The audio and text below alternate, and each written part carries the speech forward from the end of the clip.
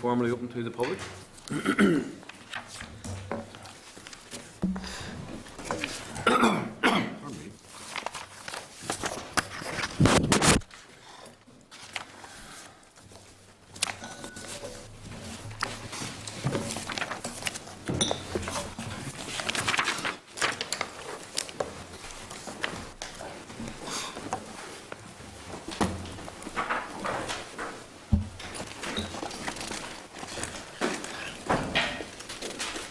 Okay, folks, so the Development Committee is now in open public session.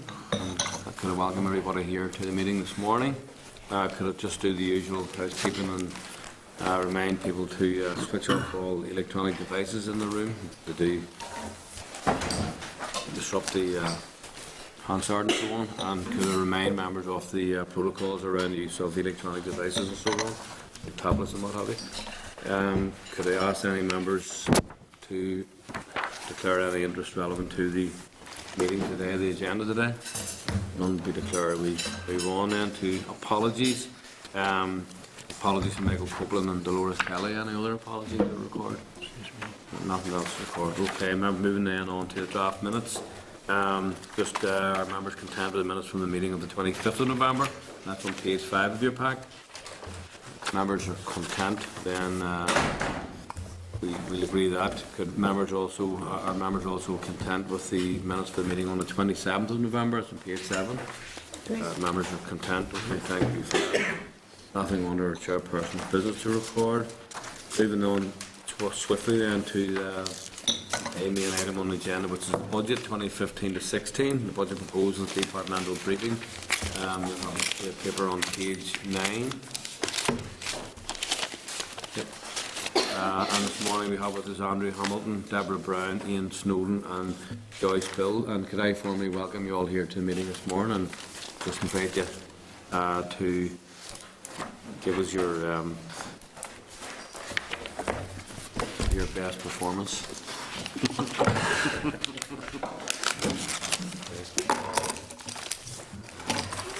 So could I just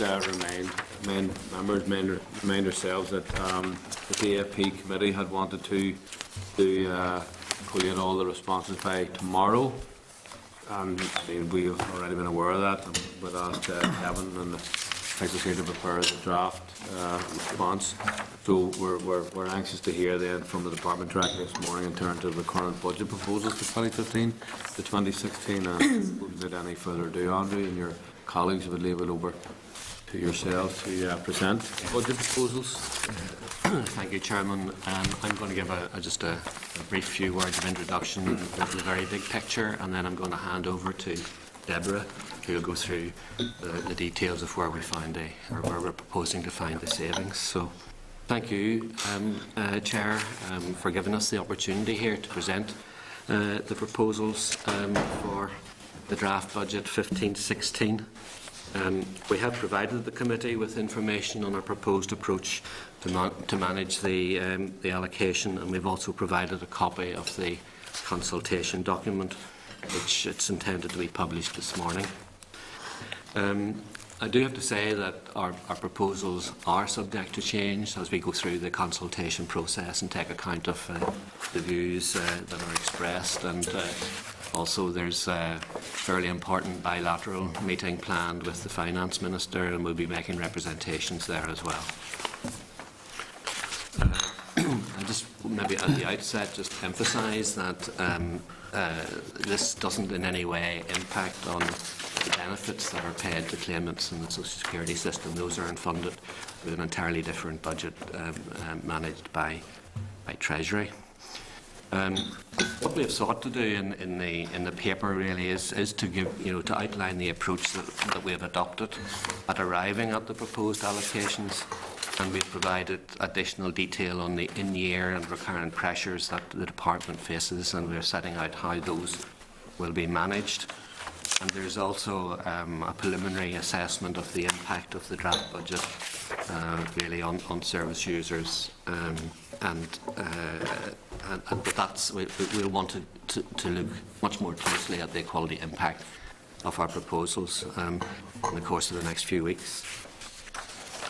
To help guide us where reductions should fall, the Minister provided us with a strategic steer regarding his priorities, and I think it's important just that I outline those for you at the beginning. So, essentially four parameters within the constraints of the budget that we should seek to provide an acceptable level of service in discharging our statutory responsibilities.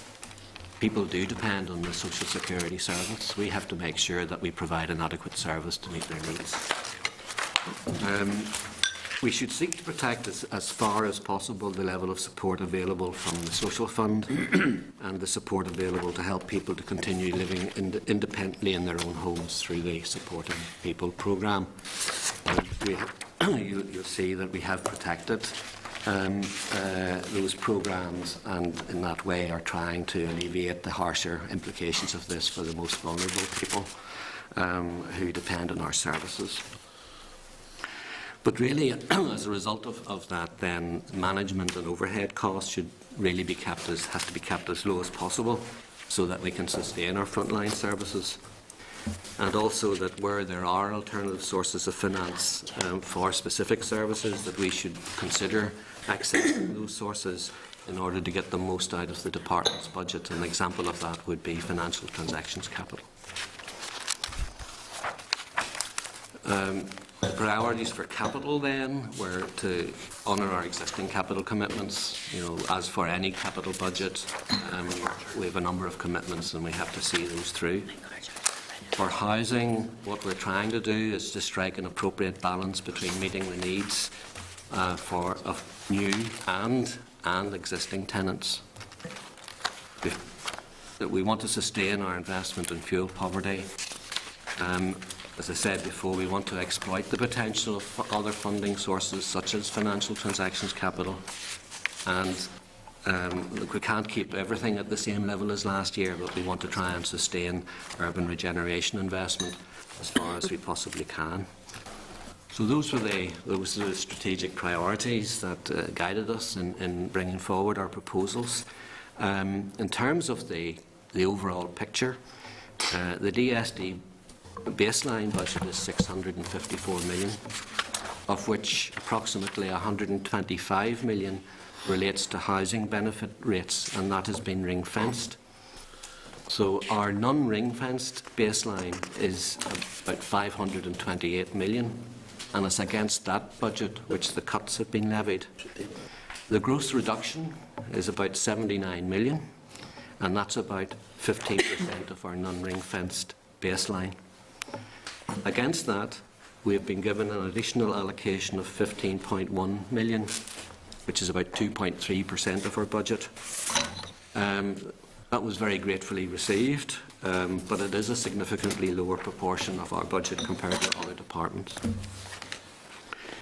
And as well as that, the department also faces a number of recurrent pressures for which no funding has been secured and for which we will have to continue to fund in future years. These amount to 14 million and largely relate to pay and price, housing reform and the social fund. In addition to those recurrent year-on-year pressures which have to be financed with recurrent money, we also face a number of in-year pressures, and those amount to about £20 million. Those involve the Child Maintenance Reform Programme, 2 million, but a large proportion of it is about staff costs. You will hear the detail of the implications for staff as we move through the detail, but essentially we will need access to a voluntary exit scheme, and that won't be available until midway through the year. This is a scheme to apply to the whole of the civil service, and funding will need to be accessed by the non-departmental public bodies as well. That means that we have to finance salaries for at least 6 months of next year, and that's contributing to that's about 5 million for the department and upwards of 8 million for the housing executive. We also are facing pressures on the capital side of the landlord function, and we need to put some money into that next year. And and also in urban regeneration, where we're wanting to alleviate some of the harsher effects in the course of the year. So there's about 2 million. There's a 2 million requirement there as well. So if we then, just the big picture is, after taking account of the 79 million cuts, less the additional allocation of 15 million, which gives us 64 million. Then we add on the recurrent pressures of 14, brings us up to 78, plus the non-recurrent pressures of 20 million, and you're looking really at savings of around, needed next year, of around 98, 99 million pounds. And that's the big picture. Now I'm going to hand over to Deborah, and she'll set out how we propose to manage that. Thank you, Andrew. Okay. So our starting point with this level of cut then was to apply a 15% top slice, but we recognise that that needed to be adjusted to take account of the pressures that Andrew has outlined, and to identify some recurrent savings to help manage the recurrent pressures then moving into the future years. Table 2 of your paper outlines the recurrent cuts, and the 15% cut has been made against the baseline in SSA of 246 million, after removing the 36 million for welfare reform and the 19 million social fund. Savings can't be made against the social fund, as explained earlier, because this is a demand-led expenditure, and therefore it must be protected. Similarly, we can't make savings in welfare reform moving forward, as we anticipate pressures in the event that welfare reform proceeds. It's anticipated that in order to manage this level of cut, there is going to be a need for a reduction in funding for approximately 650 posts in the SSA. However, it is anticipated that approximately 300 new posts will be required for welfare reform, so a net impact in that area of approximately 350 posts. Such a cut will inevitably have an impact. It will impact on the clearance times, the financial accuracy rates, and potentially impact on the increased rates of fraud and error.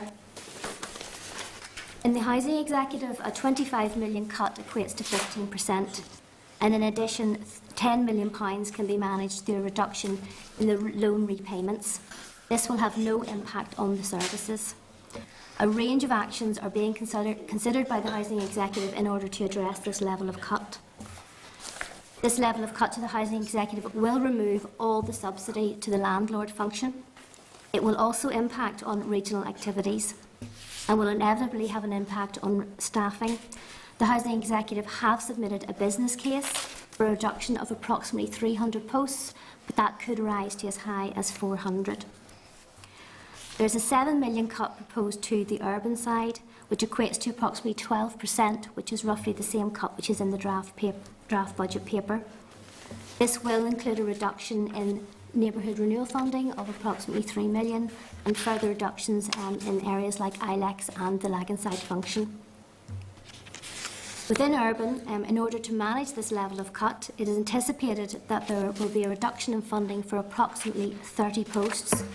However, a further reduction of 145 will be required by April 2016 in order to manage the move of this function under the reform of local government. It must be remembered that this reduction in posts would have been required regardless of the budget cuts. Within the core department itself, we anticipate reducing funding for approximately 75 posts in a range of our back office functions. So after removing the posts which are affected by the reform of local government, we anticipate reducing the department's number of posts by approximately 8%. In order to manage the in-year pressures of 20 million as outlined by Andrew, funding will be made available from the SSA budget, as not all of the welfare reform monies will be required in 15-16. However, this will need to be reinstated in 16-17 in order to meet the pressures of welfare reform on the basis it proceeds. This funding is only available because of the continued delays in welfare reform and the fact that some costs will only be incurred with the passage of legislation. So Table 3 outlines the proposed allocations after taking account of all of these issues in order for the department to remain within its revised allocation of 464 million. The department is also pulling together its proposals for the Change Fund, which has a pot of 30 million, and we will come back with any proposals that are made under this. Moving then to capital, the proposed allocation for capital is actually £17 million lower than that provided in the current financial year. It provides for 216 million of expenditure against receipts of 97 million. If this level of receipts cannot be generated, it will then reduce the amount of expenditure accordingly. The allocation includes 2.3 million of financial transactions capital and 10 million for the Together Building United Communities Fund, and therefore they cannot be used for any other purposes. In reality, this means that when we exclude the TBUC and the FTC, our comparison with the 14-15 baseline shows an effective reduction of actually £29 million. This is a particularly challenging settlement given the Department's range of programmes, targets and new initiatives. We have set out in the paper how the 97 million of receipts will be met through the HAG loan and grant repayments, house and landlord sales, loan repayments, the crisis loan repayments and the urban regeneration receipts. Against this allocation, 47 million is currently required to meet existing commitments, including the FTC and the TBUC. £10 million has been allocated to TBUC to support the development of shared neighbourhood pilots. 16 million has been identified for the crisis loans, which are loans that are paid to fund people in times of extreme need or crises. They are used to meet daily living expenses or can be used to cover rent in advance of other accommodation costs, fuel and debt. They can be provided to help if you've suffered a disaster like a flood or a fire. There's also an allocation to the Jobs and Benefit Office accommodation. The main elements of capital for SSA include the FTC of 2.3 million for the North Belfast JBO and 2.8 million for the development of the Strabane JBO, which is being taken forward as a joint project with DARD. That Strabane project is contractually committed. 15 million is also being allocated to urban as a contractual commitment. Turning to the allocation then of the balance, it is proposed to fund 95 million for 1,500 social homes and 3 million for land purchases. We do intend to bid for the additional funding in order to achieve the 2,000 target of social homes. 10 million is available for co-ownership, and we would hope to be able to increase this through in-year monitoring rounds. This 10 million will provide for 330 new homes. 10 million is being allocated to capital investment in existing stock, taking forward work on tower blocks, non-traditional housing, including no fines and bungalows, as well as high-priority development. Affordable Warmth will be retaining its existing level of budget cover of 16.5 million, as will Disabled Adaptations of 6 million. Given this settlement, we are unable to provide the current level of funding to renovation grants, which will be reduced by 3 million down to 10 million. This includes disabled facility grants and home repair assistance, both of which are mandatory grants. Demand has been relatively consistent in recent years, so this could present a pressure in a year when the Housing Executive and the Department will have little scope to manage it. 3 million is also being allocated to the Building Successful Community Pilots. Master plans are being developed, and this will allow a start to be made to the implementation of these. 4.3 million is also being allocated to vesting and other programmes. 25 million in total has been allocated to urban, and that's on the basis of the generation of £5 million of receipts. As already stated, 15 million of this is already deemed to be committed, which leaves 10 million available for high priority projects. Although this is a lower allocation than the current year of 33 million, it should be remembered that in this financial year an additional 13.5 million was made available through the monitoring rounds. So across the 2 years, we will have committed over 71 million of capital investment in urban regeneration. That is the outline of the Department's proposals to manage this particular budget settlement. I understand that the committee had also requested some information on the Northern Ireland Investment Fund. Just to outline that for you, the Northern Ireland Investment Fund is one way in which the Executive supports investment in infrastructure. It will ensure that local project promoters have easy access to affordable project finance. As a first step, the Executive has agreed to commission a feasibility study which will help determine the optimal structure, scale and investment strategy for this proposed fund.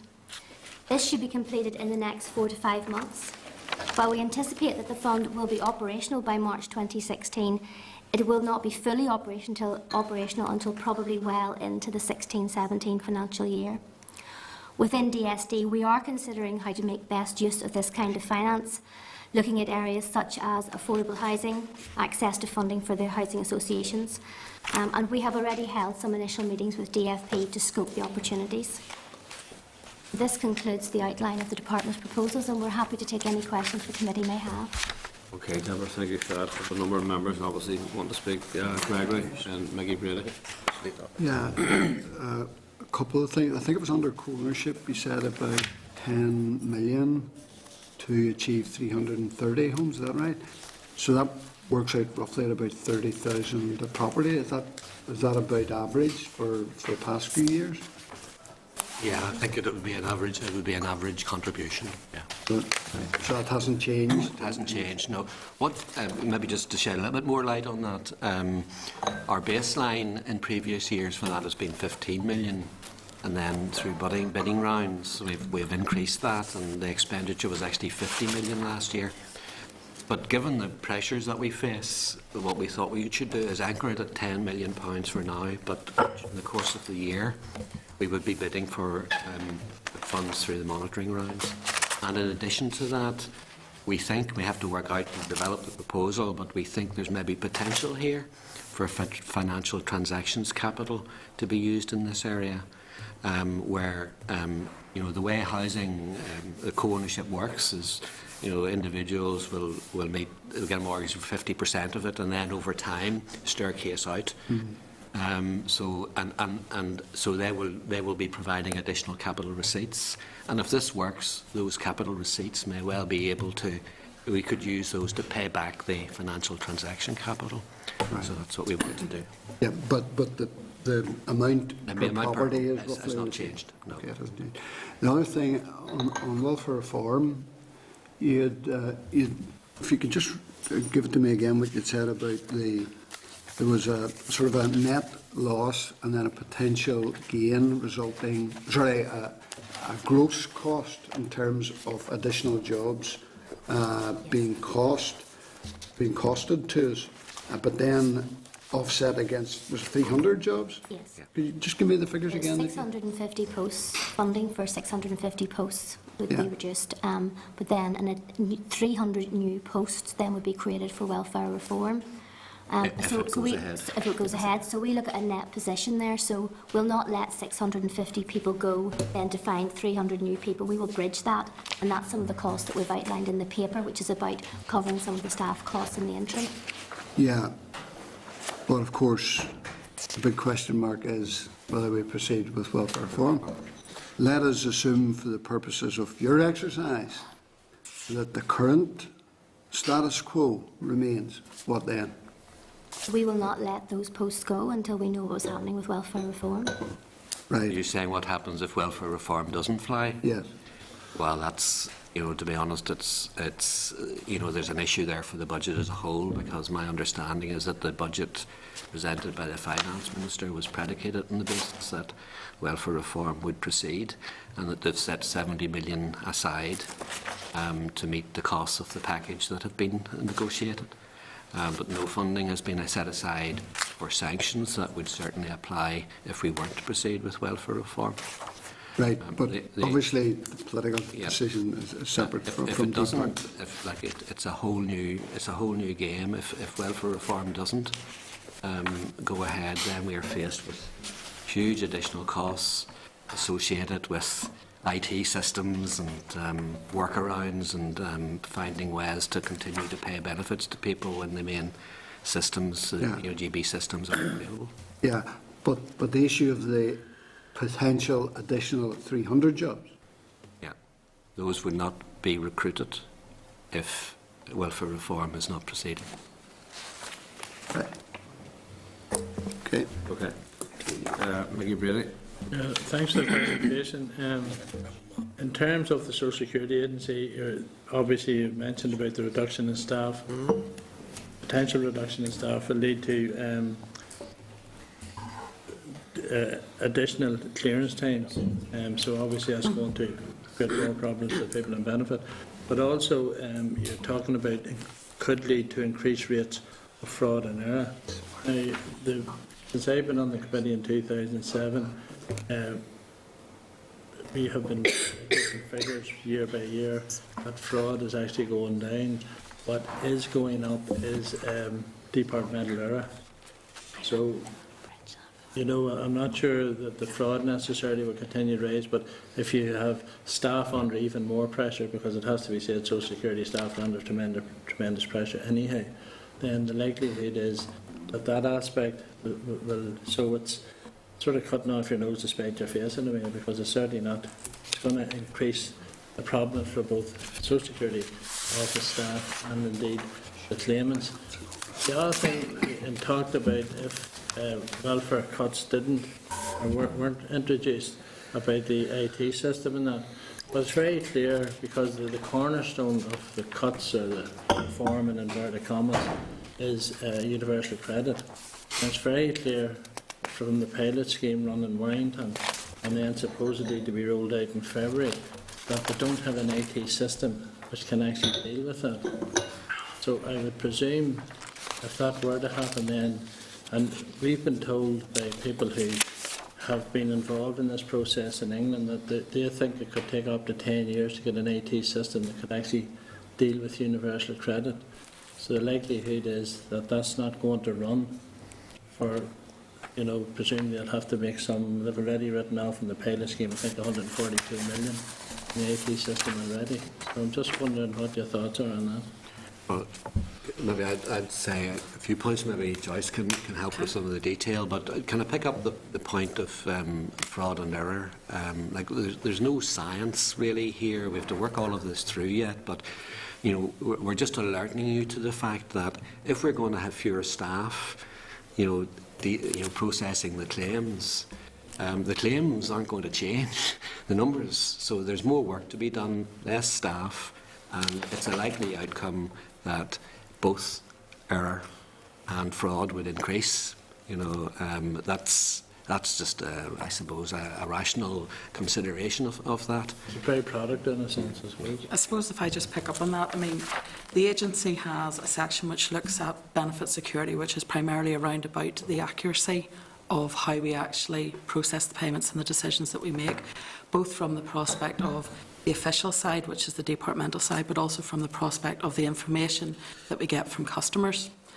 We do a range of checks across those each year, and those checks allow us to correct incorrectness in those benefit payments, which effectively gives assurance to the public that we're processing these as accurately as we can.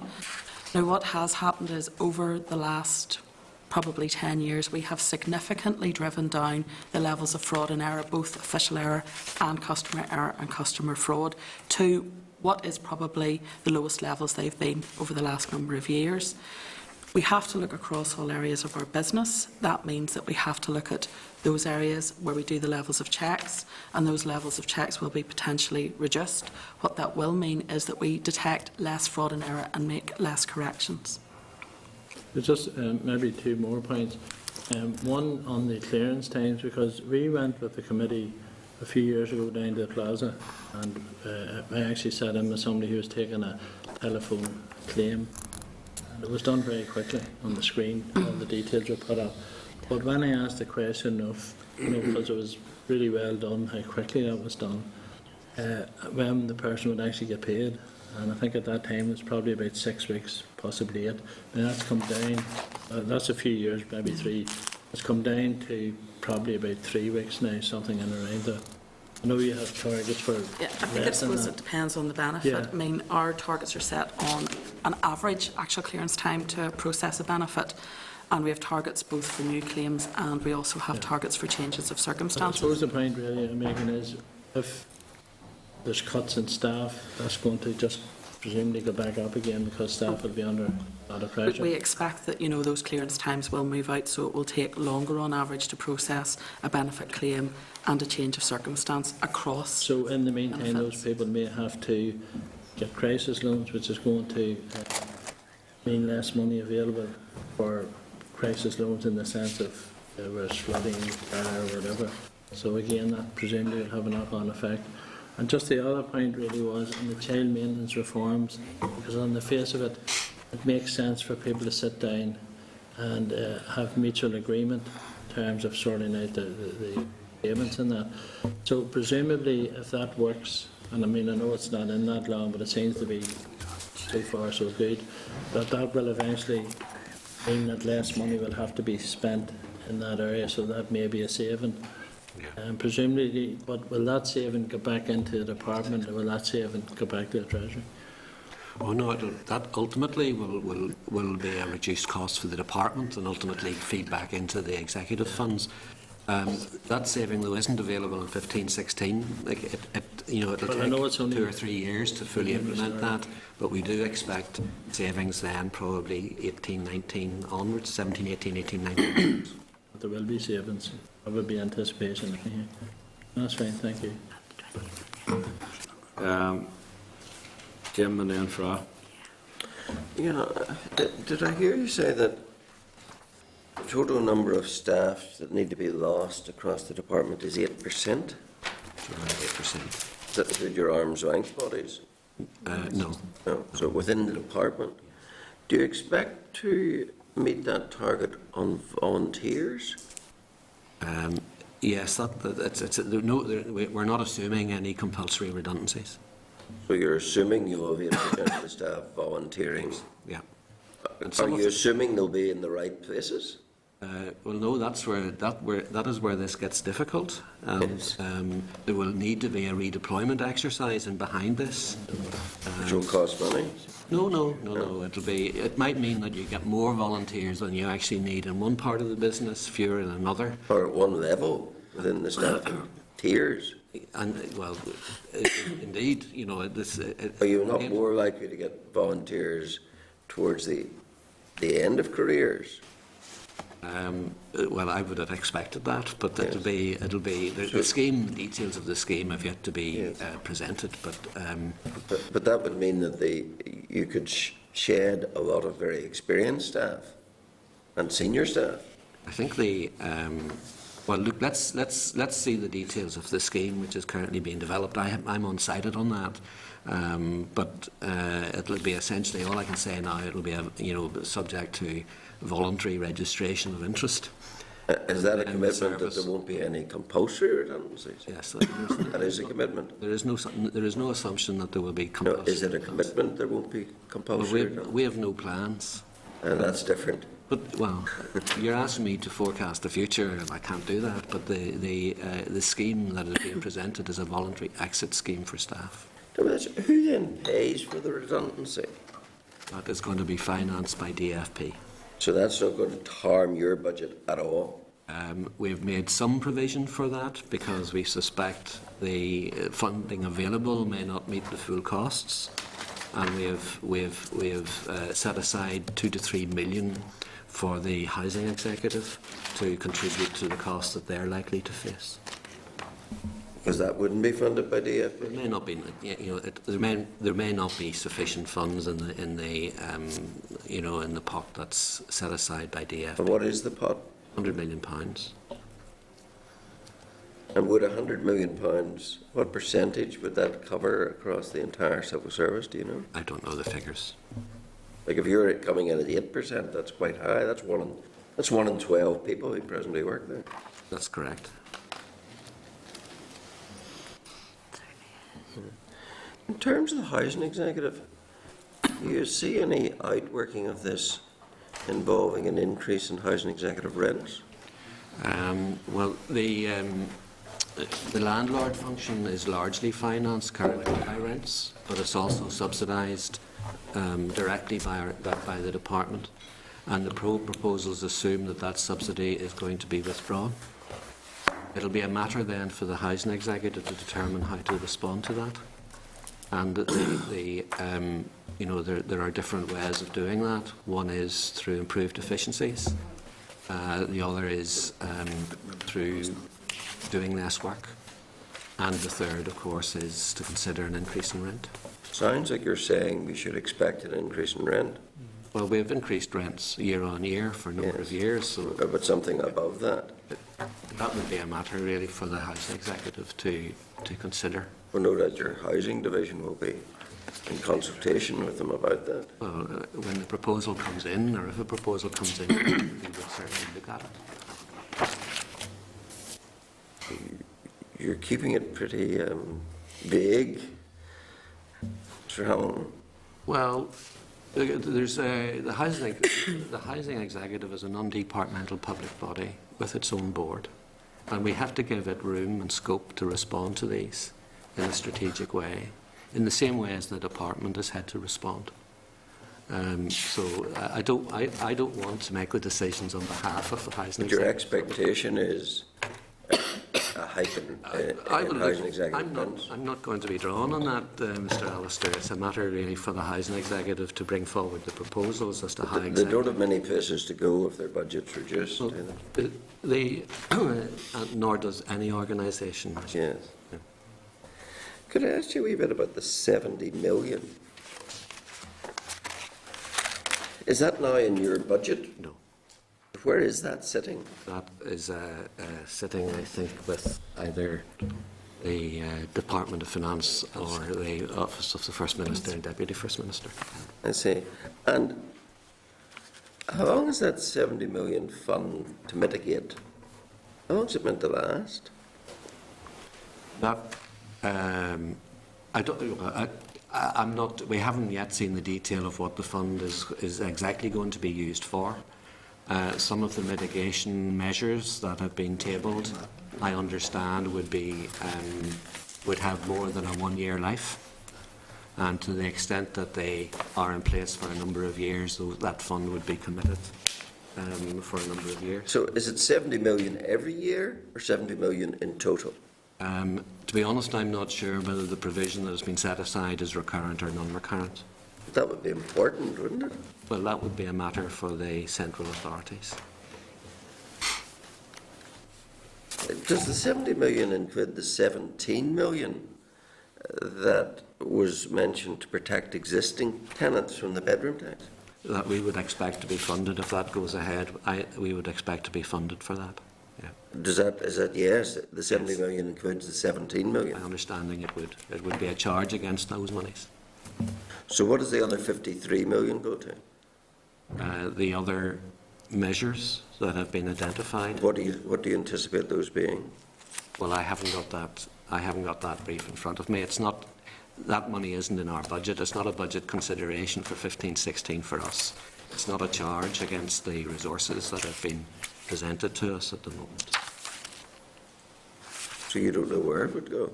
Well, the package, I think the package is now in the public domain, so there would be financing the costs associated with that package of measures. But is it anticipated that it would all be to help claimants? Yes, it would. Well, all of the mitigation measures that have been tabled are to assist people, you know, and to mitigate the harsher effects of the proposed welfare reform. And is any of the 70 million for the administration of that? To be honest, I haven't got into that, Mr. Alistair. That is not on our agenda for today. As a department, you're a very high demand in terms of administration, aren't you? We are running a statutory service. In order to run the statutory service, we have to employ staff. Those staff tend to be administrative and general service grades. Yeah, just finally, coming back to the point that was touched on, it's really quite a grey perspective on the budget because of the whole issue of welfare reform. You're saying on one hand, if welfare reform doesn't proceed, there'll be 650 redundancies in the agency. If it does proceed, there'll be a net figure of 350. Is that right? That's right. When you mentioned redundancies, these are people who are on a voluntary basis, agreeing to leave the service. Exiting. And some of that might be accounted for vacant posts and as people leave and things like that. Was there presently a freeze on filling posts? Yes. And on temporary, there's a freeze on promotions. And When did that come in? that was recently. That was quite recently. Yeah, but how recent is that? October. So there's been a freeze on promotions and a freeze on new recruits? At this moment, maybe we should just confirm that to you, because I haven't got the detail of that in my mind. You think we've been told that before? There have been announcements made, yeah. But I'm not trying to hide that from you at all. It's just part of the management of this process, in that we have to get ourselves into a position to respond to this. And that's really a good management. And is that contributing to the 8% cut? Some of that would. Some of that. Can you say how much? No. I can't really do the detail of that, because individual managers will have been responding to that, but some posts could be held vacant in the knowledge that the cut was coming down the line, and then the savings are released. And has that happened in the housing executive as well, for example? Well, I'm sure the housing executive has been very much aware of the implications of this. The fact Has there been a promotion and a recruitment freeze? I have no idea. I don't know. Okay. Thank you. From McCann. Sure. Thank you, and thanks for the presentation. I think we all would admit that we're in fairly difficult times due to the ongoing cuts into the Black Grant, the outworkings of that. In terms of protecting people, is there any proposed cuts to the budget to that? What we're conscious that people are very dependent on our services. So the two programmes that we run, which are dealing, I suppose, with the people who are most vulnerable, are the social fund. And we have protected that. Our budget would have been cut. It would have been included in the budget that was reduced, but we're covering that elsewhere. So we're maintaining the social fund at the level of 14-15, and the other is supporting people, where we will maintain our expenditure in line with 14-15 as well. So in the terms, and I have to say, I was certainly glad to hear that there would be no reduction in funding the crisis loans aspect down, because I think that's one of the big factors in helping people who are in dire need. But in terms of the supporting people aspect, there will be no cuts to that at all. No.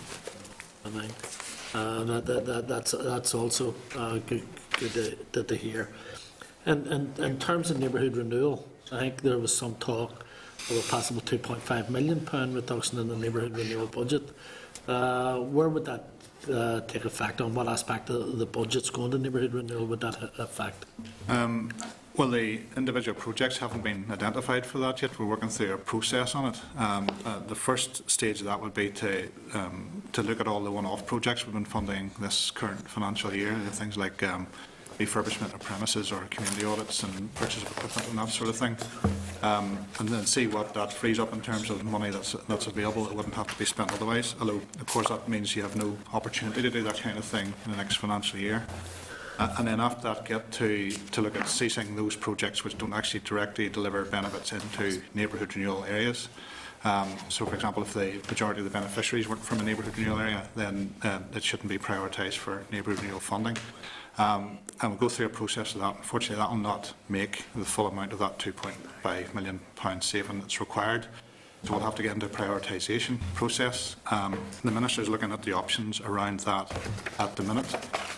What he has said, he wants to try as far as possible to ensure that whatever options are taken forward have the minimum amount of impact on the services that are delivered and the number of jobs and posts that are funded. But I think it's inevitable that there will be some losses there, but the kind of things we're looking at would be the degree of duplication or displacement of other projects that exists, the kind of quality of the outputs that are delivered, the value for money of the project, and try to make some kind of assessment based on those quality type of criteria as to which projects should be taken forward. Who makes them decisions, Ian? Well, once the Minister set the strategic direction, then it would come down to the local development offices to take those decisions and apply that.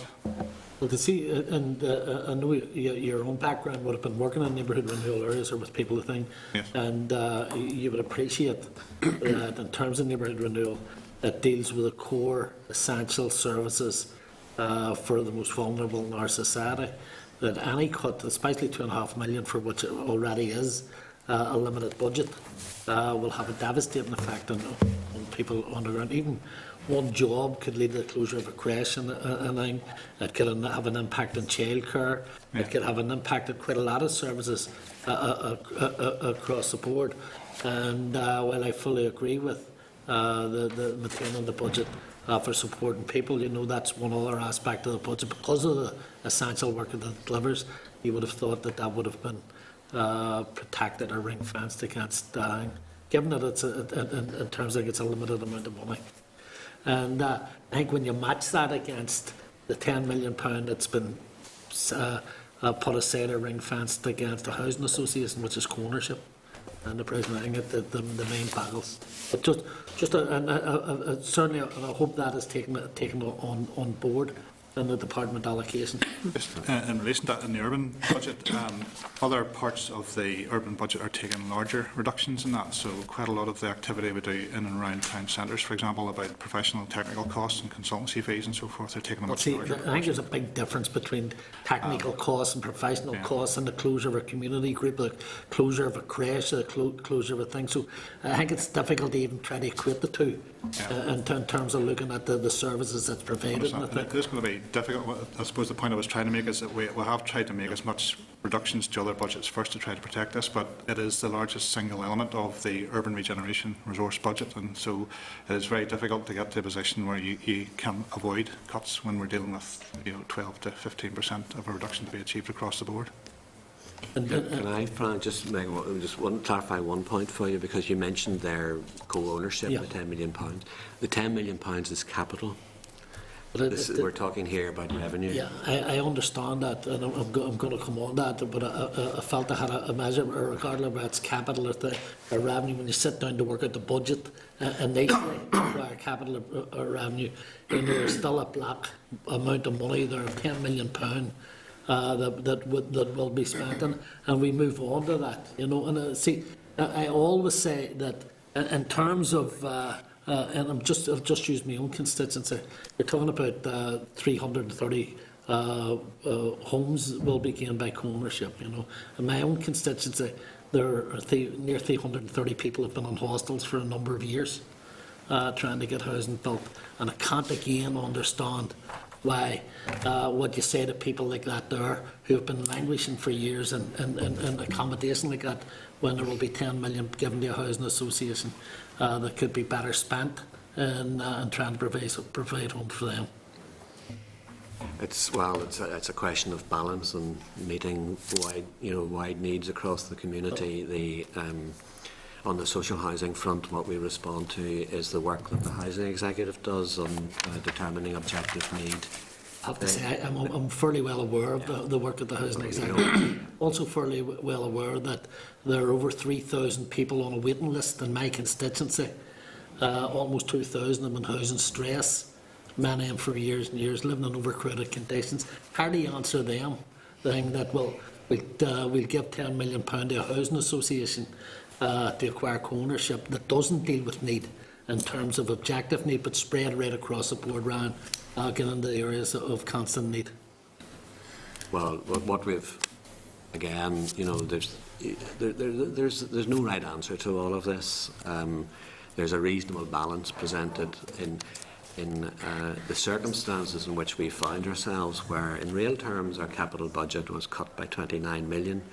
For us to be preserving the social housing budget at around the same level as last year, I think demonstrates a very strong priority being attached to that. It's not, like the other point in all of this is, the social housing budget is just not a budget for new provision. Like we really do need to start putting some investment into existing provision, into the existing housing executive stock. So if you add the 10, we're putting 10 million into that. And if you add that to the 95 million for social housing, that's a total budget for social housing of 105 million, which is actually higher than the amount that was available last year.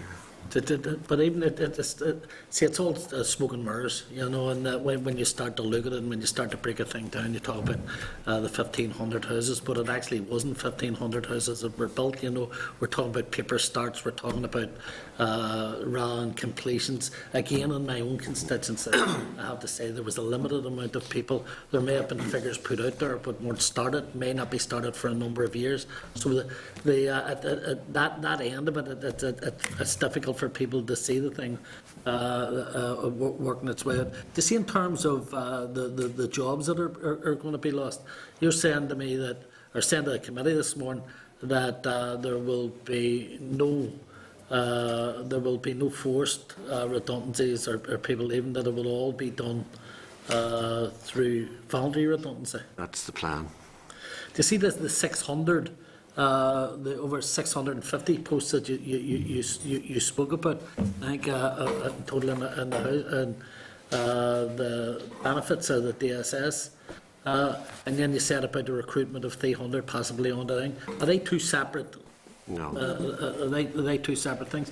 So out of the 650, 300 of them would have been offered posts within the new thing. I mean, the intention is to roll over. We're facing a reduction which estimates to be around about 600 for the funding for 650 posts.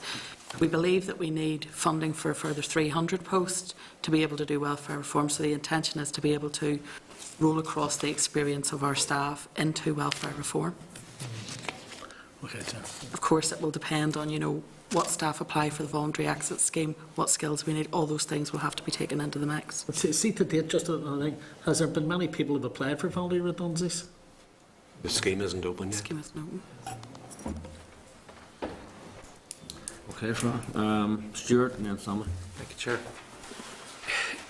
You made reference, and just again, the scheme for voluntary redundancies. Removing staff from a range of programmes and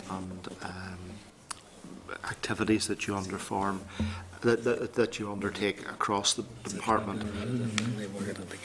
What plans have you put in place to ensure that you support, that you take cognizance of the governance risks by less staff being available to look at issues like fraud, not having sufficient capacity to actually undertake the programme? So you may have decided to defend a particular programme, but there isn't sufficient staff and resource then to provide that effectively in a safe manner from all the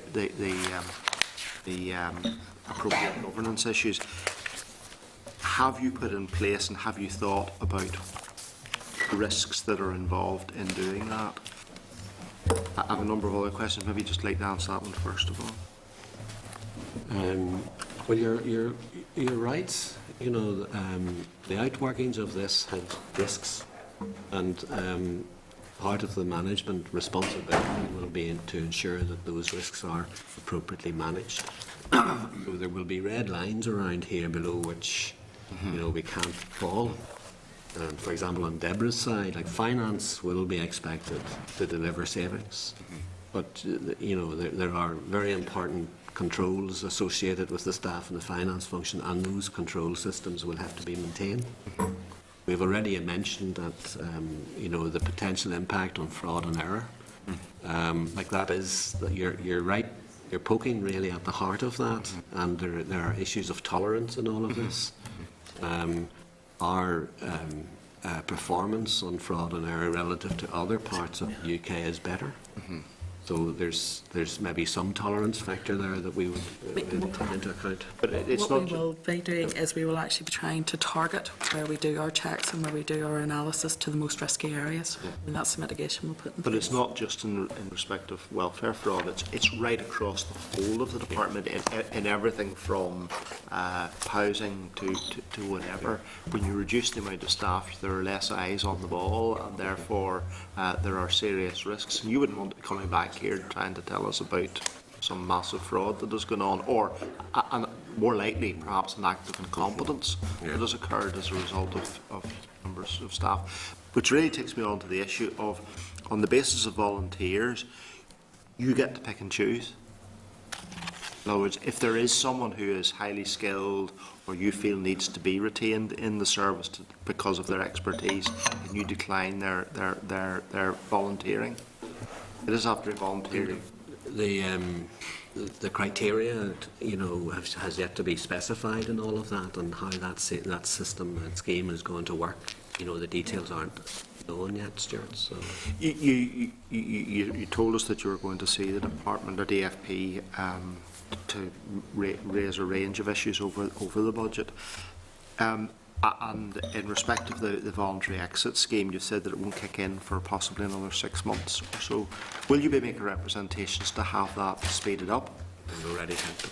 You already have done that. That's very helpful. Those who leave,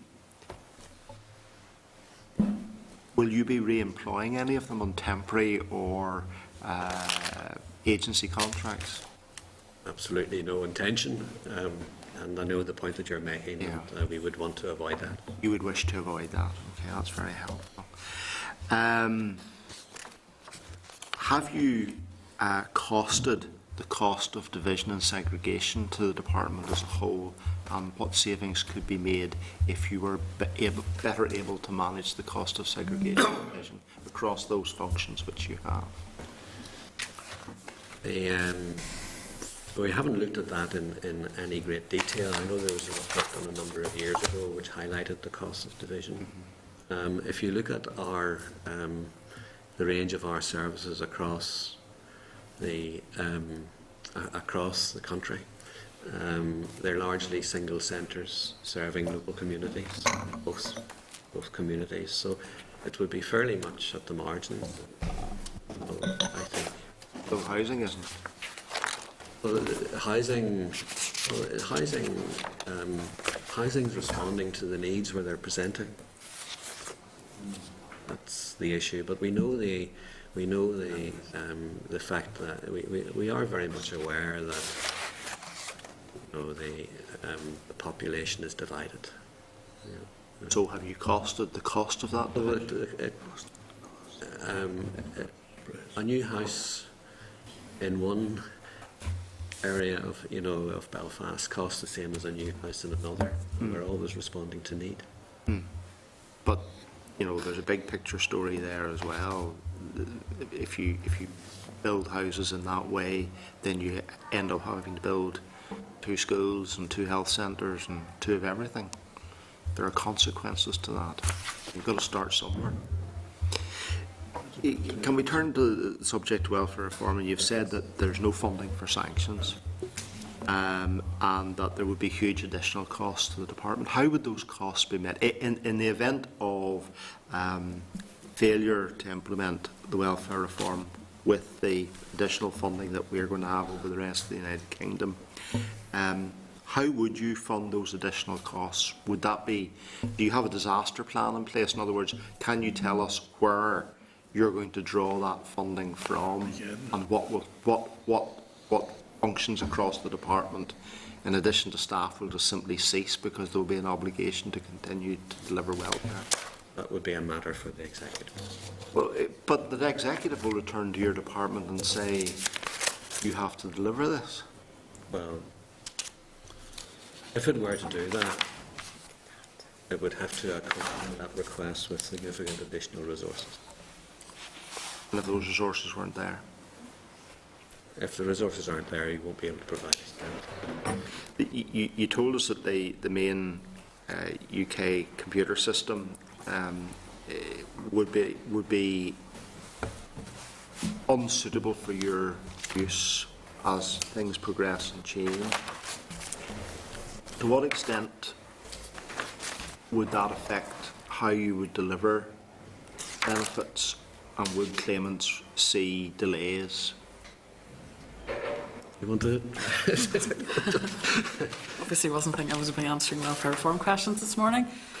I mean, the reality is, as the two systems start to diverge in terms of the IT systems which we use, which belong to DWP, And have they diverged at this point? there have been some divergences already. And is there a cost to that? There has been some cost in terms of us pulling out of IT releases, which we have previously been in. In terms of moving forward, some of the systems which DWP currently use, they will cease to use. We would either have two options. We would either have to build and procure our own IT systems, which, given the complexity of the benefits that we're trying to administer, would be a significant challenge. Alternatively, we would have to engage with DWP to understand whether or not we could take over the systems which they have with their suppliers, again, which would be a significant procurement The old challenge. systems? Yes. Yes. And you would then have to... Would have to pay for those, would have to negotiate all the costs associated with that. We'd have to bring in our own contract management teams and enhance those and enhance the IT skills which we currently have. Do you have a figure for the cost to date? I don't, not with me, no. Can that be provided for us? Yes. Thank you. I'm just conscious that, I mean, obviously that is a particularly important issue, but it's not in the draft budget 15-16, so, okay, so, Sammy? Okay. Just on the Chairman's last remark, whilst it's not in the draft budget for 2015-16, if there was some progress with universal credit and the closing down of systems, it could actually become an issue for you in the next year, could it? Or is it more likely that the additional IT costs will come into 16-17? I think we'd have to do more work on that. We'd have to look at it according to the progress in GB. What we would have to do is we'd have to start to look at the teams that we needed and investing in those teams to do the necessary preparatory work. And that would be quite extensive in terms of what we would have to do and making a decision about whether or not we go for DWP IT systems or whether or not we actually then procure our own. And we'd have to stand up teams to do that, do specification. And that is quite a significant challenge. So there could be costs in next year's budget which you have not yet included in these figures? Yes, we have based this on the assumption that welfare reform will proceed.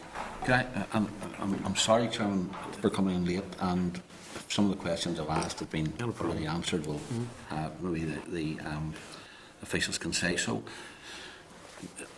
If you look at some of the ways you're intending to do your reductions, you're looking at 15% reduction in your administrative overheads. That probably only takes you back to the costs that you had for the department in 2011-12, because there's been a huge increase, in fact, of DSD of all departments.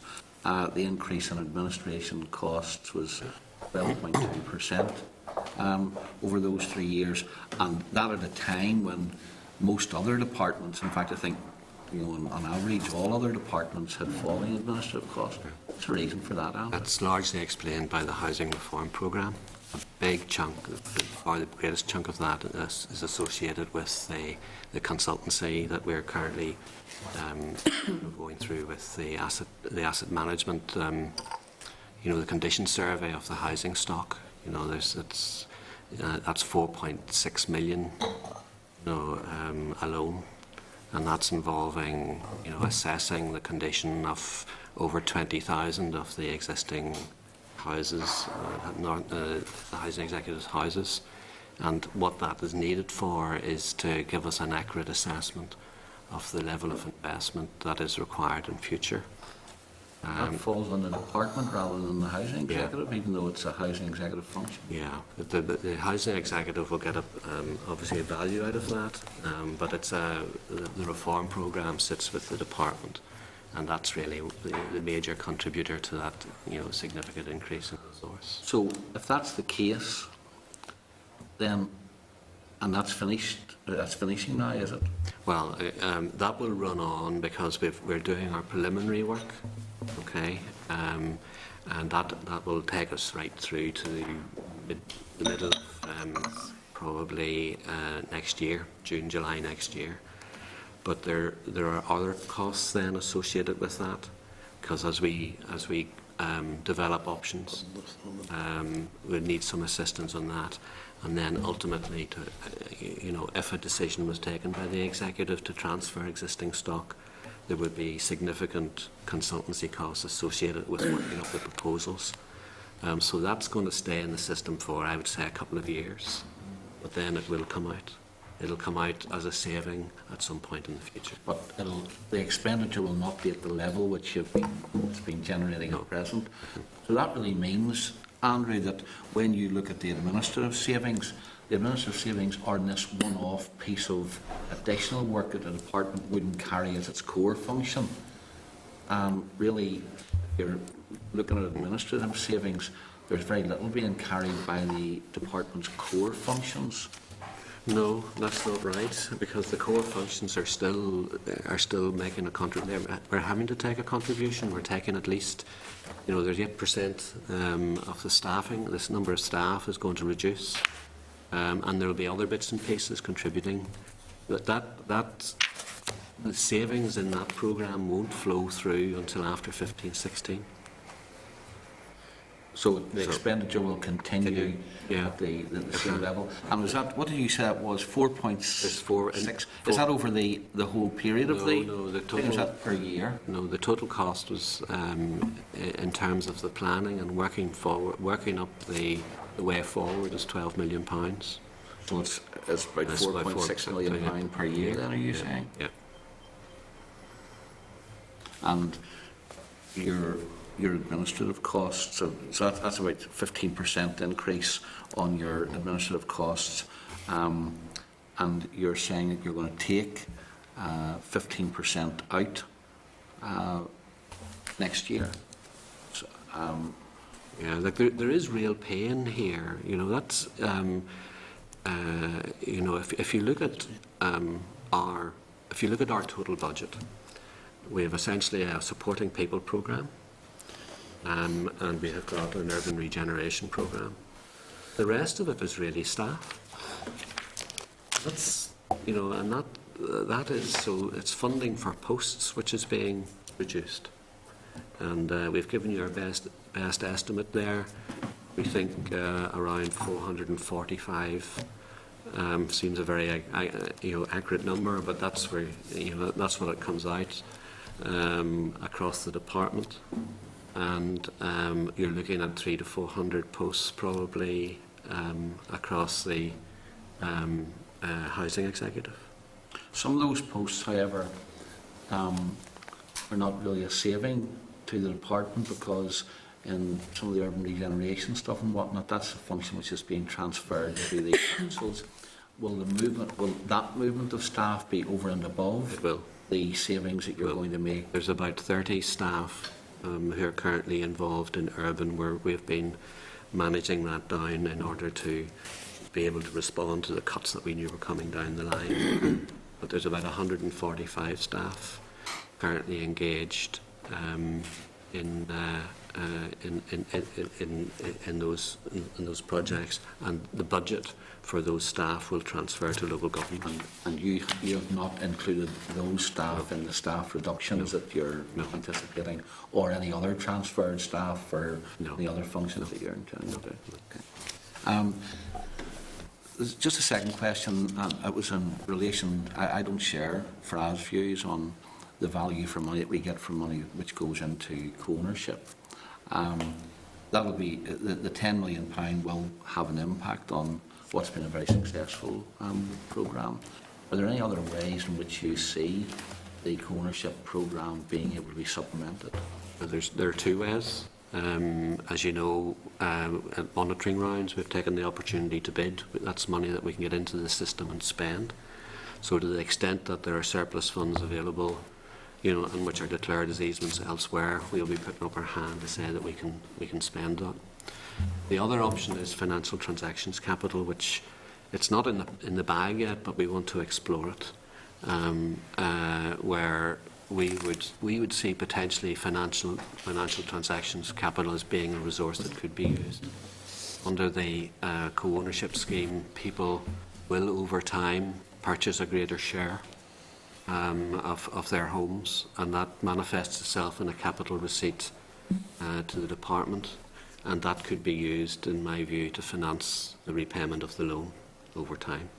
So we'll want to talk to co-ownership about that and see where we get to. Though there have been kind of gasps of horror about the cut in the capital budget and the impact that that's likely to have, £29 million as a reduction in the capital money for the department. Actually, if you put it in the context of the money you hand back every year and have consistently handed back every year for the last, I don't know how many, you may, is it not a case that rather than have an impact, this is simply a recognition that the department has not been able to spend its capital money every year anyway, and bringing the capital base down to a level which I know the point you're making. Previous years. And if, when I'm negotiating budgets, I'll be looking at expenditure trends, as well. But in effect, we haven't actually handed back the capital. It's largely like last year, 13-14 was. All of us would have preferred not to have been in that position, but that was essentially the maintenance budget, which is revenue. That was being handed back, not the capital that was available. We tend to be able to spend any capital that we get. Well, there has been capital handed back every year as well. I mean, maybe not to the tune of 29. Usually we bid for, mind you, and gone into co-ownership. Yes, when we get capital receipts back from co-ownership, from housing associations, we have to declare those and then bid for them. In a situation where capital budgets as well as revenue budgets are tight, is this not a reflection of the inability by housing associations to spend money in previous years? And that brings me to the last point. If capital monies are down, what conversations have you had or do you intend to have with housing associations to try and squeeze more finance out of alternative sources? Because the level of grant to housing associations is higher here than it is in other parts of the United Kingdom. Have you, for example, said to them, well, if there's a shortfall in the capital which the department gets, you can make that up by borrowing money from the banks or by using some of the collateral that you have to try and lever in funds from other sources? Yeah. And that is correct, but we've just been through a process where we've been looking at the level of grant, and we've actually, in order to keep rents at an affordable level, we've had to increase the grant to about 52%. The alternative, if we had not responded to that, the alternative would have been rents set higher than the local housing allowance, which we felt were, getting into the territory of affordable rather than social rents. You make a very good point when you compare the level of grant here with elsewhere. Our understanding is we're not too much out of kilter with Wales and Scotland. Maybe some marginal differences. There is a tremendous difference with what's happening in England, because really the policy in England has been to reduce the capital contribution and to allow rents to increase, which would subsequently be funded through housing benefit, and then ultimately housing benefit being capped as part of the reforms. But the missing link in all of that is the subsidy that's available. Housing associations are encouraged to build for market rent, build for sale, and to essentially cross-subsidise the social housing provision. And I'm not sure that would work given where we are with the housing market in Northern Ireland. Okay, so I have a couple of members wanting to come back in again. I'm indicated for brief points. I live in hope. Bra, Mickey and then Gregory. It was just a couple of other things, and I think the point that Sammy raised, and the two of us have talked this out over a fairly lengthy period of time about co-ownership, and I'm not opposed to co-ownership in itself, but what I am opposed to his money being allocated. So in some years, I think it was 70 million, in different allocations over a period of time, 70 million. Yet it is a housing association that has its own systems of raising finance and its own ability to do it. And we're talking about penalising other housing associations, but rewarding co-ownership. And that when the houses are being bought in, 330 you're saying over a period of time, will not be done on objective need. The money will not be allocated towards objective need. And it has a waiting list of less than 500 when there are 40,000 people on the general housing waiting list. You know, and there's no balance there when you look at it. But then the housing under capital allocation, Mandy asked earlier, under the T-box shared housing, could you explain what that is? And as important as there's 3 million allocated towards building strong, successful communities. Could you tell me what that is also? Yeah, okay. The shared neighbourhoods is part of the Together Building a United Community initiative that was launched a year or so ago. I think we have a number of projects there. A number of them are being financed by through monies from the Northern Ireland office, and that's the money coming through. I think we've got the details here somewhere. With 7 million of the funding will meet the building costs associated with those neighbourhood projects. There are 6 areas where the funding will be used. 4 of the areas have already started in 14-15, and a further 2 will commence in 15-16. What are the areas and what are the build? Pardon? What are the areas and what are the build? I haven't got the details of that, but we can send you a note on that. But the key point in all of that, Brian, is that this isn't overriding objective need. This is the people who are, sort of saying that they would like to live there are at the top of the work down from the waiting list. So it's the allocation. It's not a different allocation system, and that's the issue. Is we never know to the extent that they are shared until the final allocations are made. But it's not sitting outside the normal housing allocation system. But see, I would need to be able to determine that. I would need to know where you're talking about, where the build would be, because there was not that long ago there was an occasion I think in Uluru Park where something similar was done, and 5 of the houses were allocated to people with no points at all. Yeah. Well, that's my understanding. That's not happening here, but we'll give you we'll provide you with the details. And the building successful communities of 3 million. Yeah, that's the 3 million. That's the 6 pilot areas in Belfast which have established their community forums. Again, it speaks. It's on the housing thing. I would like to know where that is and what it's been allocated for and how it will work. Right. I think you're aware of where the pilots are, the 6 pilots that have been established. Yeah, those pilots are moving now into a master planning stage. What this is doing is setting aside some money to respond to the master plans when they're developed. But building successful communities was much more than housing, and it was a cross-section of things. There are some at a bit more of an advanced stage. Most of them are not. But there's 3 million allocated against housing here in the budget. I'm just trying to find out what that 3 million has been allocated for and where it's been allocated to. Yeah, it's been allocated to that programme. Yeah, and you're quite right that there will be, that won't cover the full costs of the master plans. No, but I understand that, and I know the workings of building successful communities. Now, I'm trying to find out specifically. It's 3 million allocated to housing. What that means in terms of housing. It's been allocated to the housing-led regeneration pilots, which are building successful communities. Brian, what you're looking for is there some breakdown of the £3 million, how that'll be set again. It is the programme. I'm not sure that detail, because how it'll be spent will depend on the master plans, which are currently being developed. Yeah. So, obviously we'll get that information because it's through the programme, and obviously there's a set figure allocated towards it. Budget allocation. So Okay, so we can get that information from you after. Fair enough.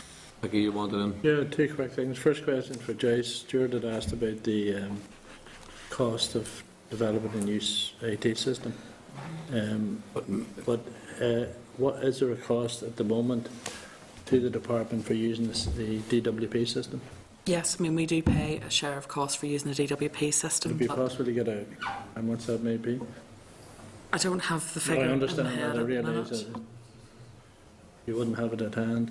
The second thing is there's a lot of talk over this past while about if the cuts weren't introduced, that the people who work and do work for the DWP here, would be 1,200 people lose their jobs. We were at an IPSA conference a number of weeks ago when it was very unequivocally stated by an IPSA official, and in fact that wouldn't be the case, but if the cuts were introduced, 1,200 jobs would go.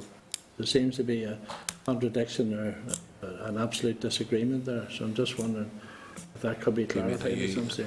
Is that the reference to if we don't proceed with welfare reform? Yeah, you know, the people who do work for instance, Kensington and West London and all of that, the benefit stuff. We were told that all those jobs would go, there's 1,200 jobs apparently, depending on doing that. Yeah. But then NIPSA told us very clearly at this conference, one of their officials, senior officials, said it very clearly it wouldn't be the case, but it would be the case if it were introduced. So it seems to be. Yeah, the issue is there. It's really an issue of risk, where those jobs depend on parity in the systems, really, and if systems change, there would be no advantage whatsoever for DWP to. No, I understand that was the issue. That was the departmental argument, but NIPSA were saying the absolute opposite of that. So just wondering. Just Again, it'll warrant a discussion another day. It's not relating to the specific budget, and we need to move on to the next item. Gregory, and then somebody wants back in again. Yeah, it was just two quick brief points. And one was further to what Mickey Brady had said, and a very topical point. Just last night, a story broke about the potential loss of 30 ASD jobs in Lissahalli. And my understanding is that those jobs are directly related to Department of Work and Pensions work. Would they be part of the, whatever the figure was, 1,200, 1,400 jobs that potentially are at risk because of welfare reform related issues? Or are they separate from that?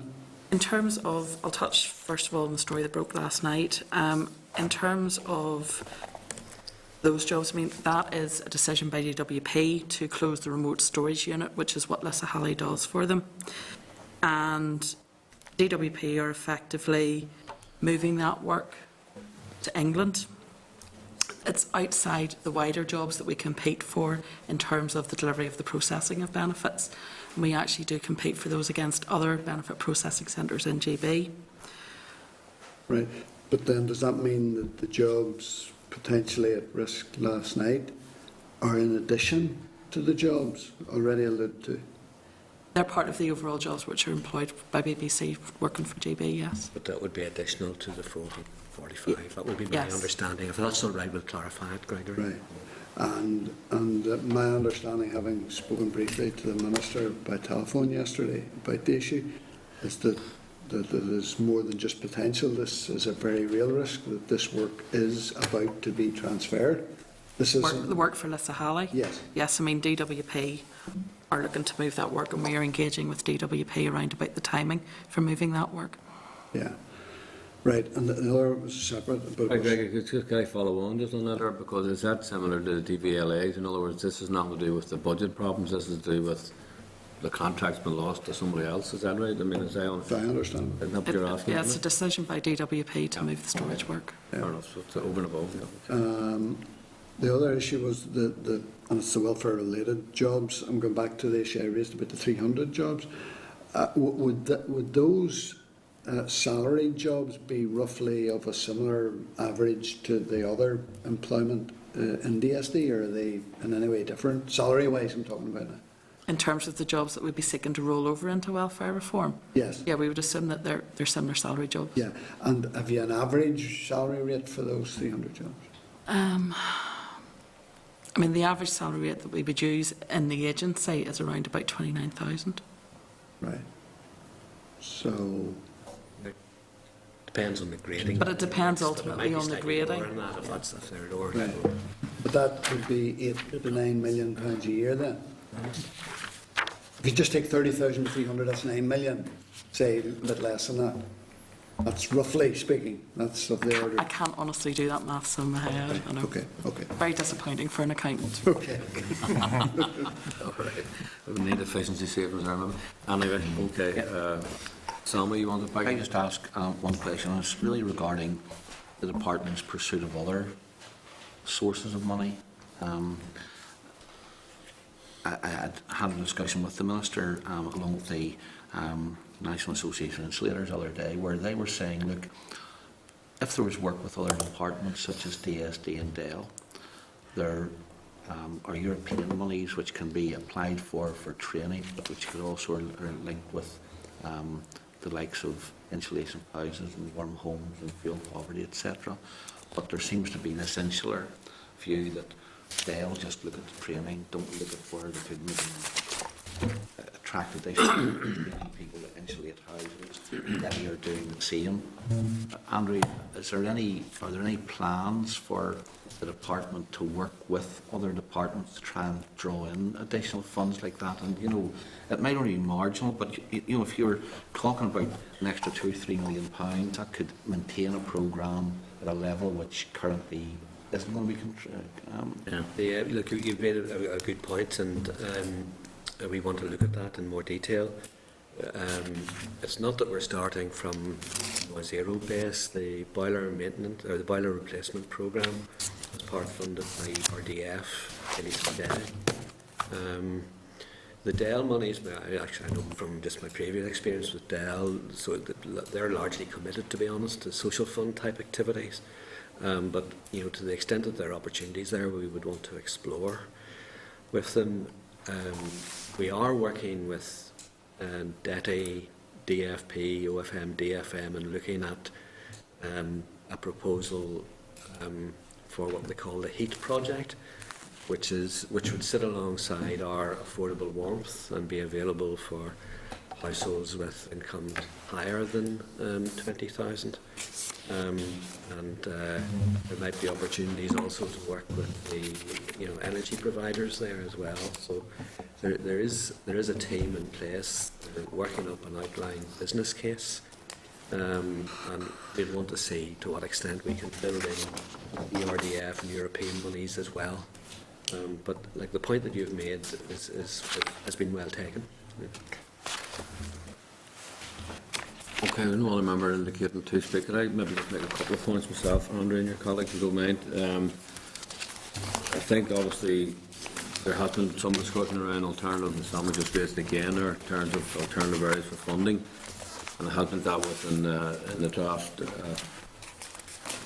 budget proposals, like even by the Minister himself, or the DAP Minister, in terms of a forward. So could I just ask yourselves, come back to us at some point fairly soon around what efforts are being made to examine and explore all areas of funding, be it from the EU or investment funds and so on and so forth.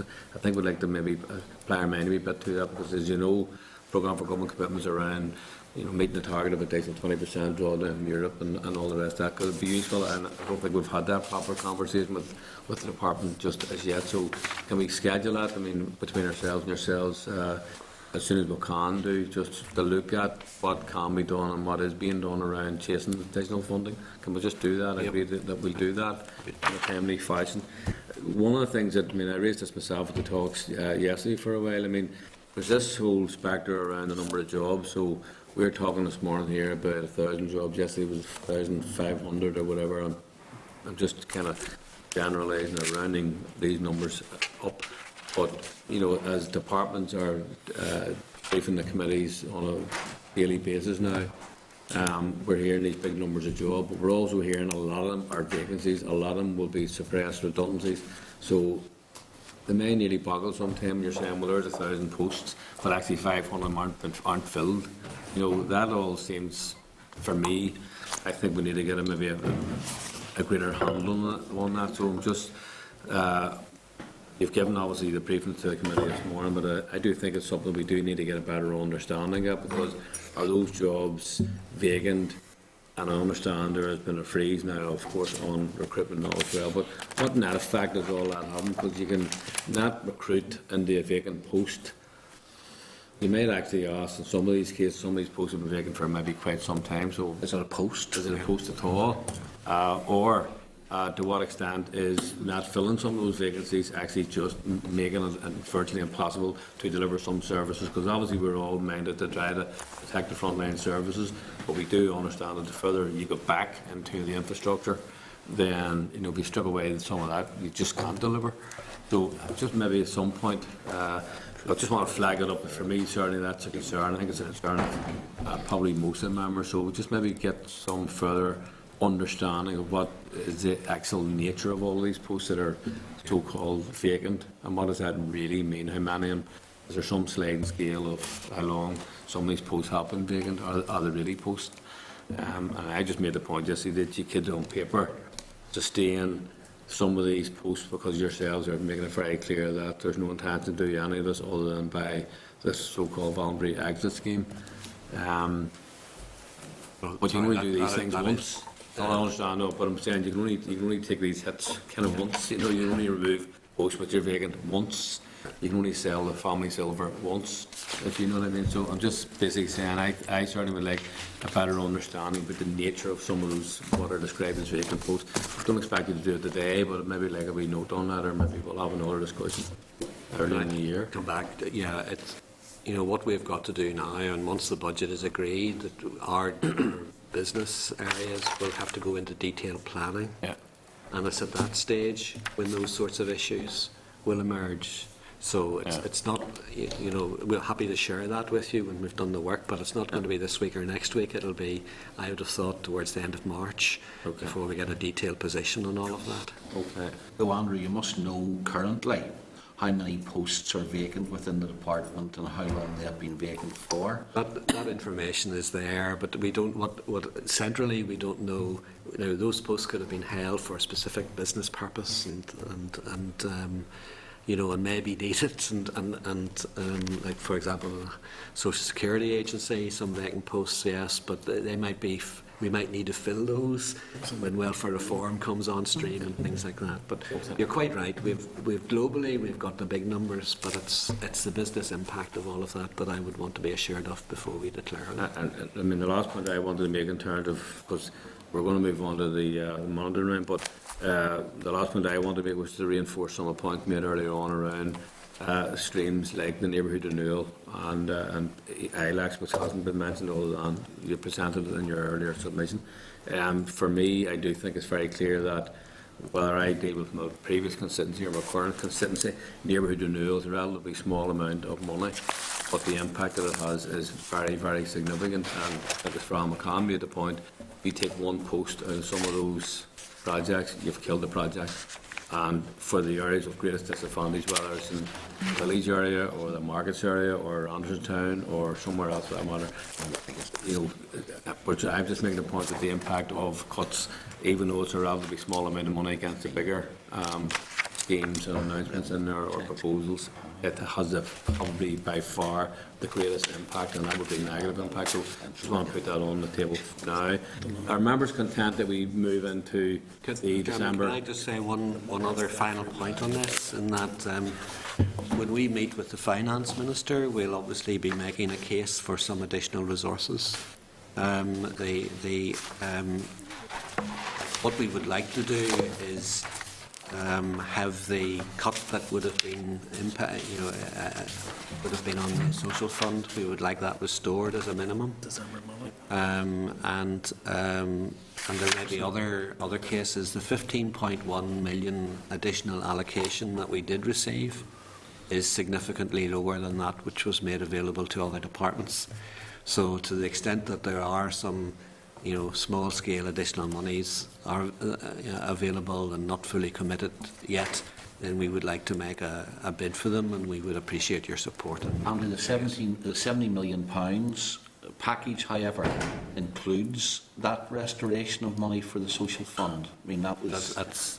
that's slightly different, but there's money there, certainly. To make a point that obviously the committee is expected to and have been requested to make some kind of formal response. And as I said earlier on, our officials here have prepared some work already for that. But I suggest that we move then straight into the, rather than give you a response now or try to get some kind of consensus around the table by way of a response at DFP by tomorrow, could we move into the December monitoring round, hear that first of all, and then return to the what we may want to do around this particular briefing as well as the December monitoring, because I think the December monitoring round may well help us to formulate a view. Are members content that we move straight into the December monitoring round discussion? Andrew, you're happy enough because it's the same theme here, isn't that right? You need to go. I don't mind. Okay, well, look, I'm going to hand over to Deborah again just to take us through that. Okay, well, thank you for inviting us to give you your proposals for the December/January monitoring round. Inputs for this final monitoring round are submitted to DFP in 2 stages. The initial stage covers the transactions which do not require executive approval, and those are due the 3rd of December.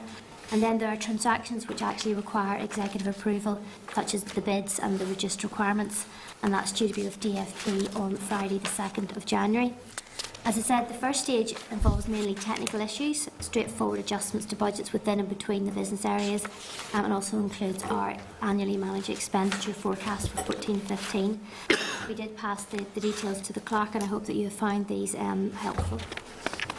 Just to highlight that we can't consider the stage 1 in isolation due to the aspects of the stage 2, and so therefore we look at both of these exercises as one. And as always noted, there can be changes with regard to the figures that have been provided, and our proposals today are presented in the position as is, and if there are any further changes we will write to the committee outlining those.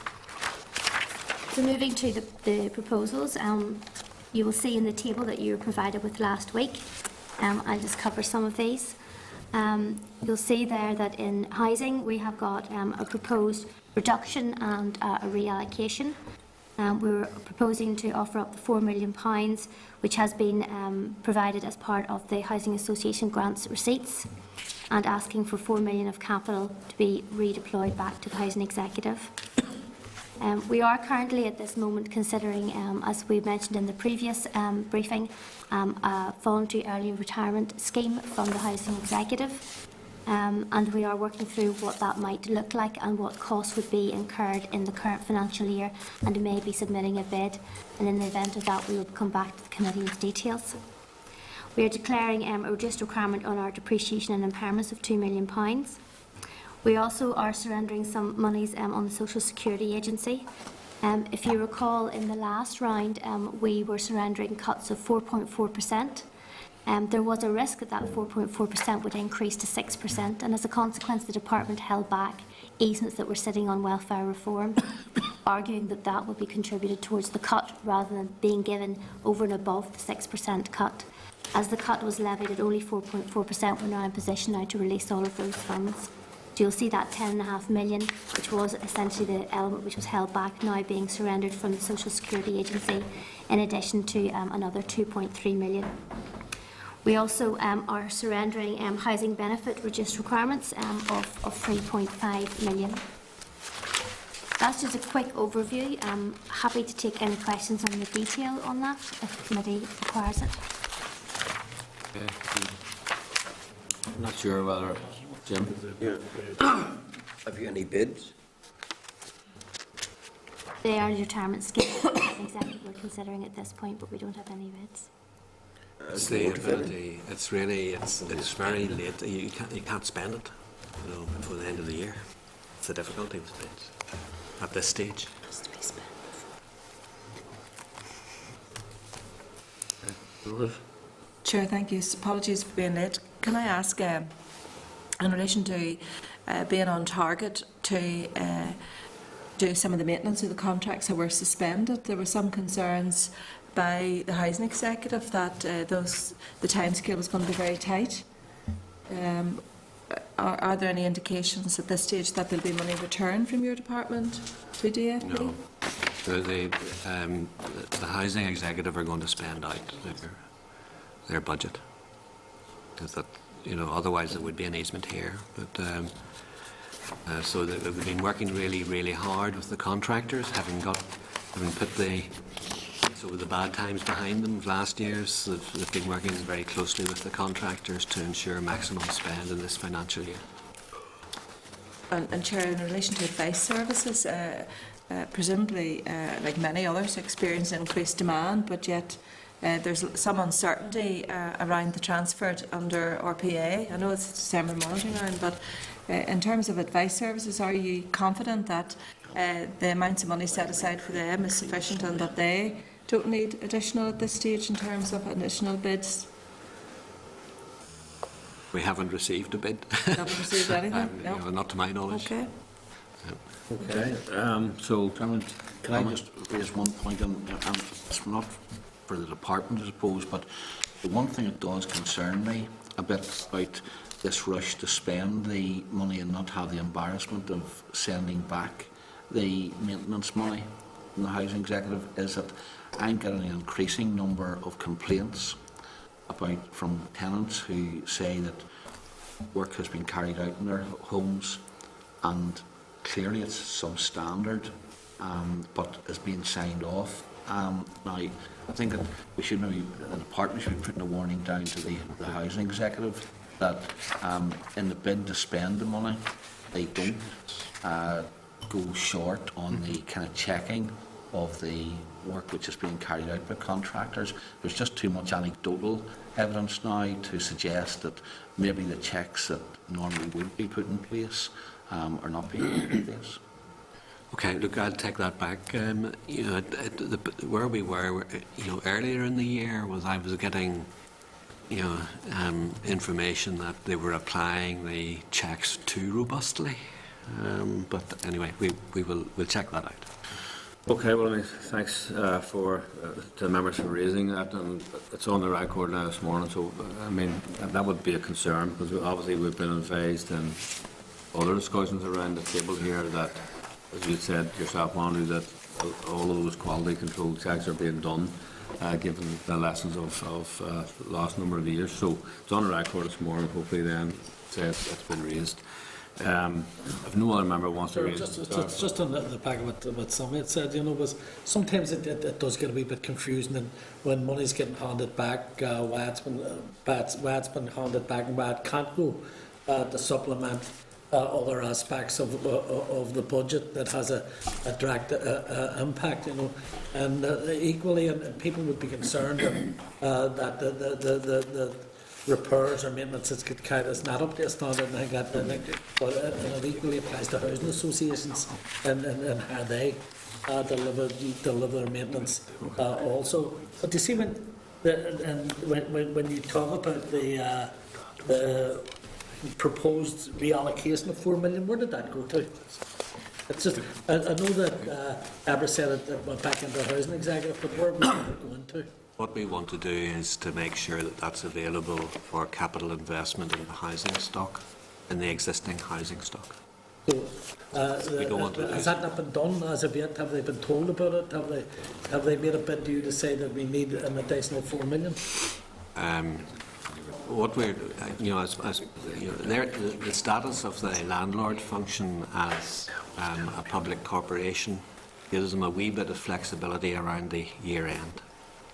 And what we're trying to do is get it into their budget, and it's available, to help with the demands on their capital programme, starting this year and maybe running into next year.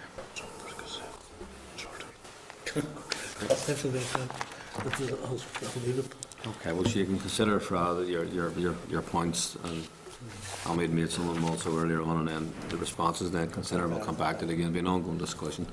No other members indicating to speak on the monitoring round, and obviously there are no bids to be discussed at this moment in time, so we're all probably a bit regretful of that. But anyway, so can I thank Andrew, yourself and your colleagues for being here this morning to both the presentations and respond as clear a way you did in regard to all of the questions and observations from members. So thank you very much, and wish you well in the ongoing discussions and the bilateral, in particular with the Finance Department. And we obviously will have a discussion now around what we think about the presentations and what we might want to do by way of a submission to the DFP committee for tomorrow. But I sort of thank yourselves and look forward to our ongoing discussions. Thank you. Okay, members, just obviously we've had both discussions there and covered a fair amount of ground. We had prepared, well, Kevin had I think the Blue Peter here, one prepared earlier, so there is a kind of a draft paper that Kevin and others have been working on here, and then had intended to pick up on points that were made here this morning by members during the discussion with the department.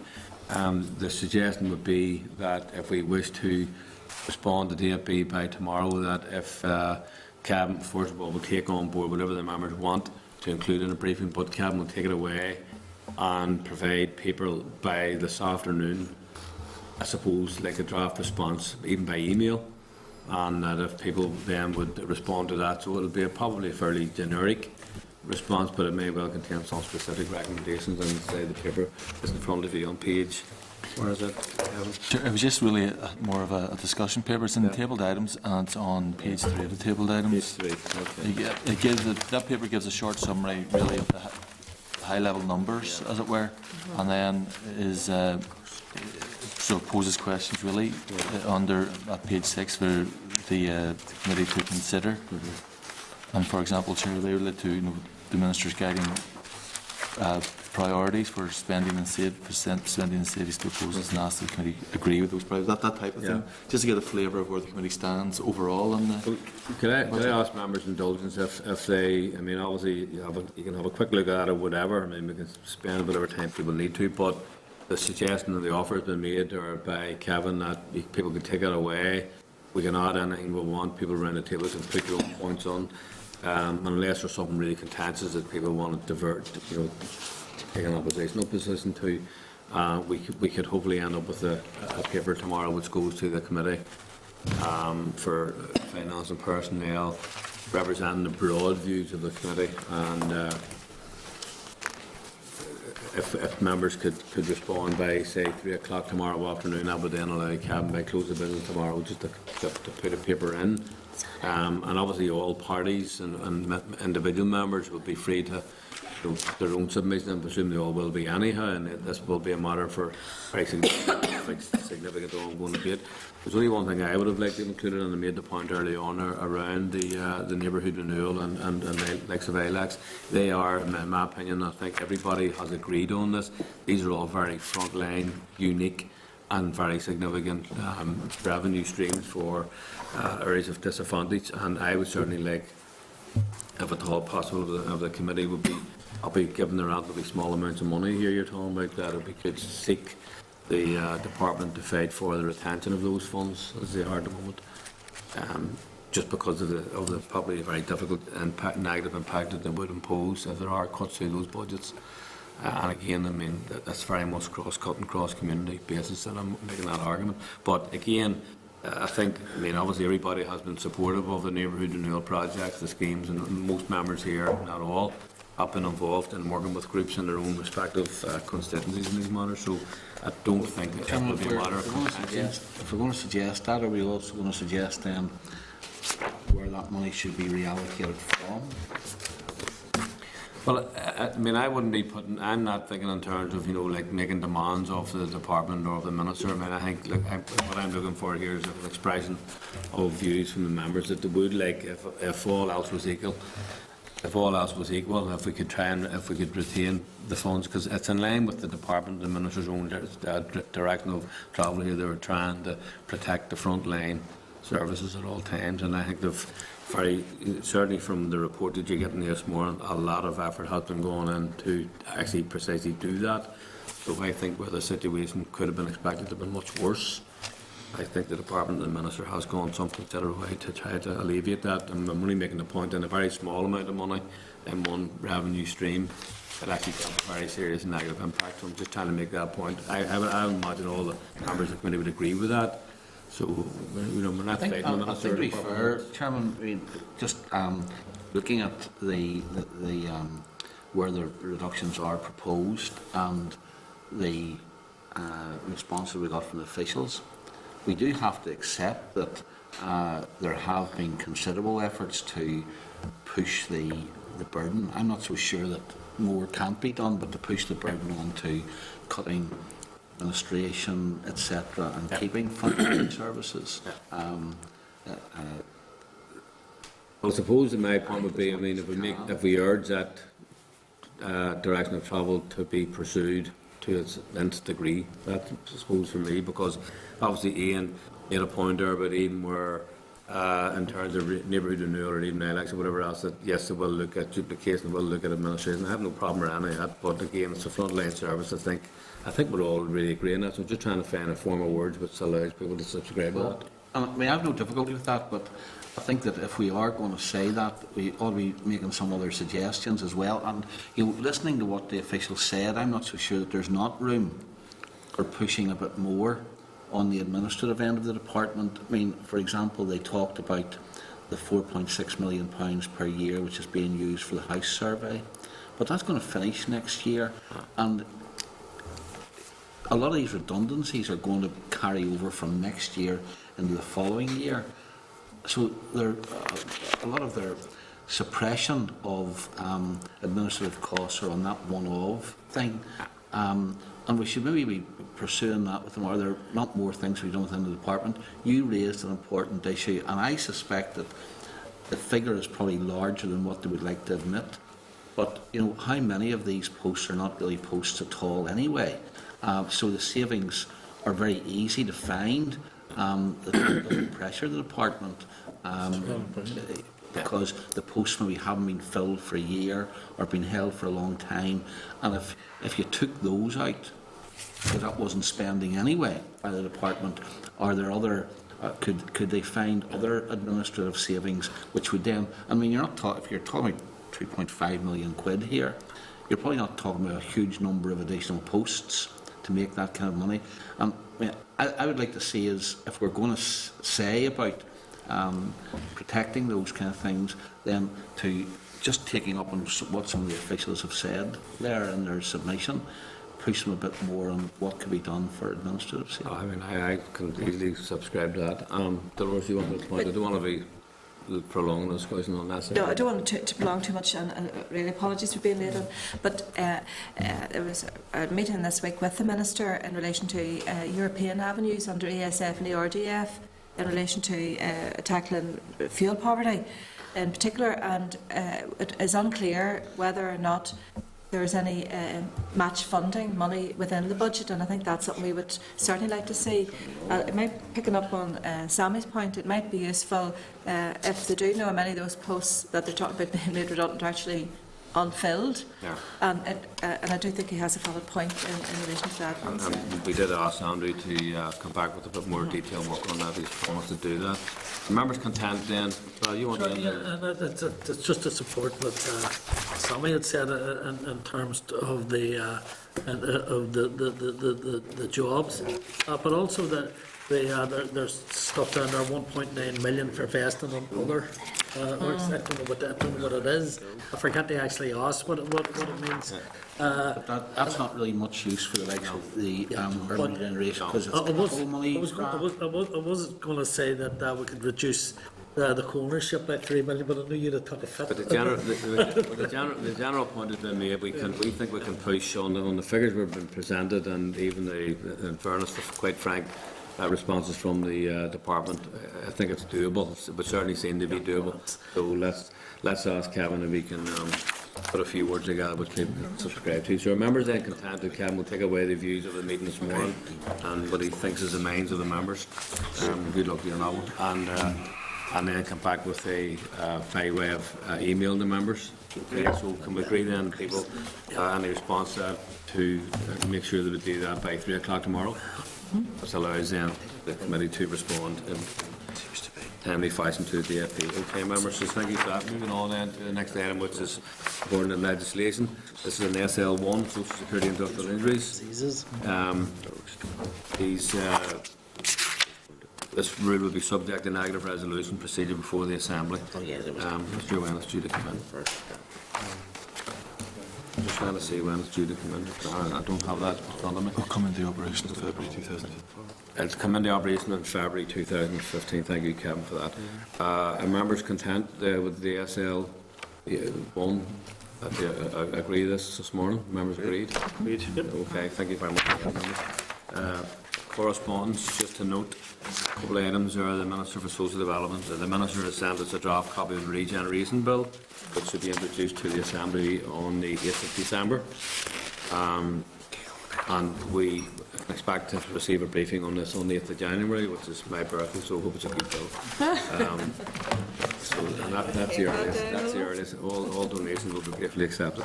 Have a fair brigade to stand by the candidates. Later. Okay.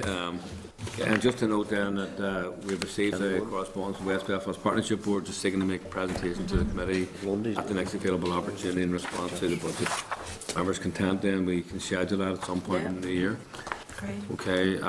Finally, the departments provided further information in respect of the committee's inquiry, and that's at page 76 of members' pack, and I would just suggest we return that when we're reviewing the inquiry evidence.